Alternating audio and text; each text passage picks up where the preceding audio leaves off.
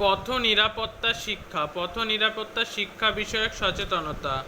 আদিম যুগে মানুষের খাদ্য ও নিরাপদ আশ্রয়ের জন্য পায়ে হেঁটে এক স্থান থেকে অন্য স্থানে যেতে হতো। এমন সময় মানুষ যন্ত্র বা পশুর ব্যবহার জানতো না। তারা বিভিন্ন জিনিস মাথায় পিঠে করে এক স্থান থেকে অন্য স্থানে পরিবহন করত। ক্রমে তারা এই কাজে পশুর ব্যবহার করতে শিখল। চাকা আবিষ্কারের সঙ্গে সঙ্গে পরিবহন ব্যবস্থা পাল্টাতে লাগলো। প্রাচীন সিন্ধু সভ্যতায় এর নিদর্শন পাওয়া যায়। সুমেরীয় সভ্যতায় গরুর গাড়ি ও পরবর্তীকালে ঘোড়ায় টানা রথের ব্যবহার দেখা যায়। গরুর গাড়ি ও রথ প্রভৃতি যানের ব্যবহারের সঙ্গে সঙ্গে উন্নত রাস্তার প্রয়োজন হয়ে পড়ে। ফলে ক্রমে পাথরের রাস্তা তৈরি হলো। বহু বছর ধরে আবিষ্কার ও যানবাহনের ক্রমোন্নতির পথ ধরে এলো মোটর গাড়ি। গাড়ির হাত ধরল পরিবহন ব্যবস্থা।